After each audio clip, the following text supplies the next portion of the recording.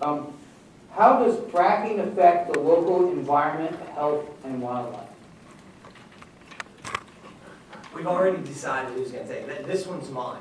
So, you know, coming from a background of operating in New York, I'd like to start by sort of explaining a couple of things, and it's dealing with the permitting process in New York. You have to understand when you deal with local issues, permitting in New York is site-specific. So even though we have this supplemental generic environmental impact statement, generic environmental impact statement, the regulatory agency, the DEC, is allowed to make specific changes. So when you're talking about any impact, regardless of what it is, if there is one specific to a location, the DEC can address that in a permit called a permit condition. So let's say you're close to water. They can write a permit condition that requires certain sort of structures to prohibit any runoff, things like this. All this can be done because it is site-specific permitting. The other thing you have to understand when you talk about impact is the regulations in general are designed around a structure to minimize impact and mitigate issues. So you don't want to prevent the process from happening. What you want to do, and the regulations are designed in this manner, you basically want to minimize the impact and mitigate the issues. The other things, when you get into local health, okay, and the effects on wildlife, understanding that oil and gas drilling and development is a process, and the process itself is temporary, okay, temporary from the surface impact. And what you have is a fairly small surface impact, approximately 3 to 5 acres after it's restored, recovering a resource from large amounts of land underground. So from surface impact perspective, you have minimal impact on the surface, maximum recovery from below the surface. The restoration process in our industry, I'll give you an example. We work with the New York State Department of Forest in reforestation areas when they lease out state lands. There's, you know, you have biodiversity to have wildlife habitat. So in constructing locations and restoring locations in that field, what they were able to do is come to the operator and say, look, we need basically food and plots for turkey or deer.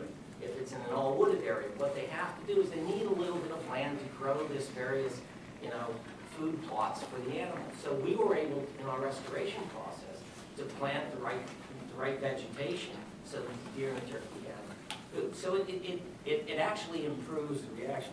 On the health side, the main point of the health issue that I can raise is you know, all industrial practices have some sort of impact.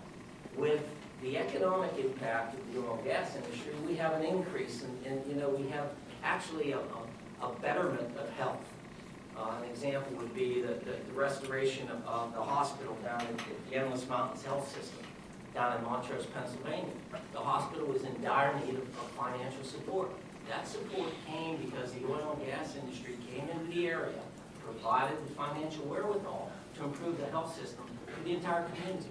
Now they have a hospital that actually is more functional than the one they had prior to the industry coming in. When you look at the total impact of the industry in regards to, a lot of people talk about chemical exposures and mitigation of air quality. And the first thing you have to realize is that the construction process of drilling a well and hydraulic fracturing is a temporary process. It's not done continuously. In most cases, large pad developments are done in less than a year. Sometimes if it's a small pad with minimal numbers of wells, you can do it in 30 to 60 days. That's from the drilling through the completion operation. So you have, when you're talking about the disturbance impacts of air quality and things like that, it's short term. And in the federal regulations, they pursue that under a different obligation. So they look at temporary activities differently than they do the construction of a major facility that's going to have a long-term impact. Great, thank you. Okay, now we have an opportunity for a 90-second response. 4 minutes, isn't it? Oh, I'm sorry, 4 minutes.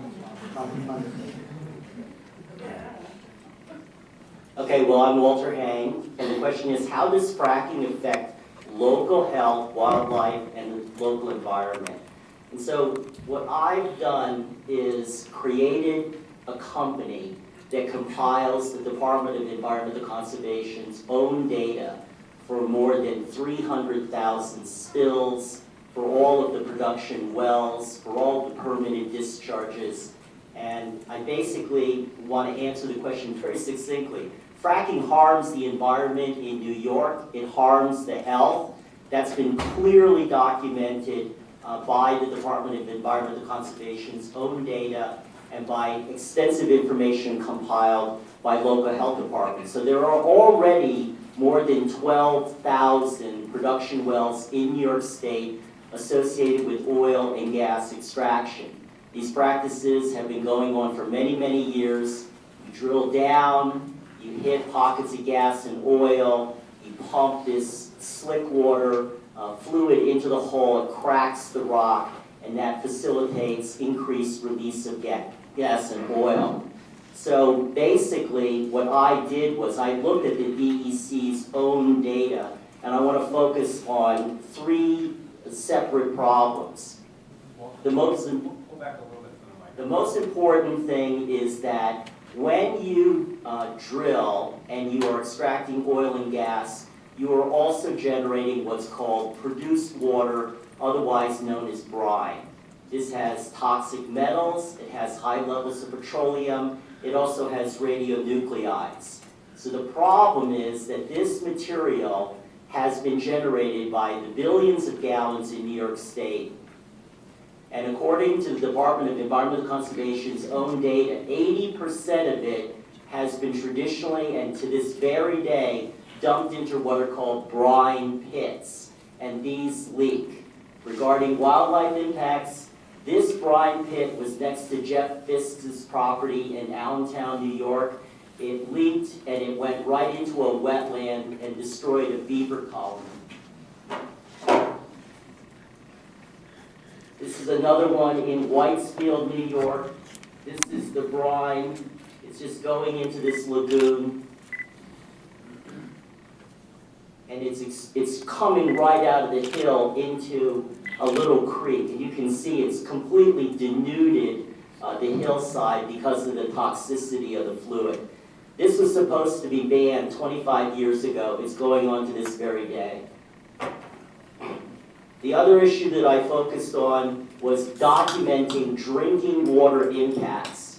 These are the Perkins, and they actually had oil come into their well to the tune of 12,971,000 parts per billion. In New York State, you're not allowed to have any more than 50 parts per billion of any single compound. And so basically, they couldn't drink their water. You can see there was so much oil, it actually turned the water black. The Perkins are not the only families that have had these problems. Dave Eddy's family got hit multiple times, reportedly by fracking across the street in Andover, New York. The Ferrugias in Kyantone, New York, basically haven't been able to drink their water for more than 4 years. Even their dogs are not allowed to drink the water. The final issue is that I basically just mapped 5,046 unplugged wells, and basically the brine just leaks right out. This is where it wiped out a wetland. The industry will say, well, it isn't so bad. We haven't had many problems given the many decades that we've been doing this work. Commissioner Gratis wrote a letter rebutting some of my original assertions, but the bottom line, these problems are documented, they exist, they have never been cleaned up, and that's the reality of the situation in New York. Thank you. Just so you all understand how I'm signaling them, I'm raising my hand when I want to wrap up at the end of 4 minutes, and if you go much further, I'll stand up or something. But hopefully you just have to raise the hand. And so now, if I'm correct, the other side gets 90 seconds to respond. Yeah, and then you get, sorry.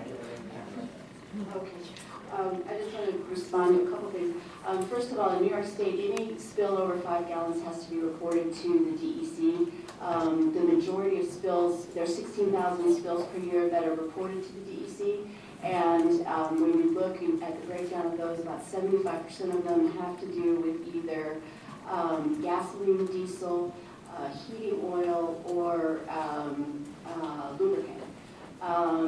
And if we weren't using heating oil in the state, which is basically a diesel, we wouldn't have all these spills. The second thing I want to talk about is as far as the produced water goes, the shale is hydrophilic, so it absorbs water when you treat it, and it doesn't produce water. Any water that comes, there might be a minor amount, but any water that comes is flowback water. I don't know about the brine pits that you're showing. I do know that there's a long history of mining, surface mining. I don't know if those pits are somehow included in that. Well, one of the things that in some of the pictures that Walter showed, I think you got to realize that there were wells drilled in New York a long time before regulations, and some of the wells still are in operation. Some of them are newer wells. The other thing that has to be mentioned in the southern tier of New York, when we're talking about oil, gas, and water, they're essentially in the same zone. In Pennsylvania, you're producing oil out of the same zones as in New York. They drink the water. And my water well at my shop is actually in the Marcellus, which is essentially what they're producing gas out of in the northern tier of Pennsylvania. Thank you. Regarding the discharges, the spills, toxics targeting is posted them on our internet site. You can look at them yourself. You can see that these do not meet applicable standards. They're administratively active. So these are documented. They're associated with oil and gas activities. These that I went out and visited in July, these are active wells. They're ongoing. They've never been cleaned up. I mean, that's just basically the bottom line. And regarding the produced water, they just call it produced water. They also call it brine.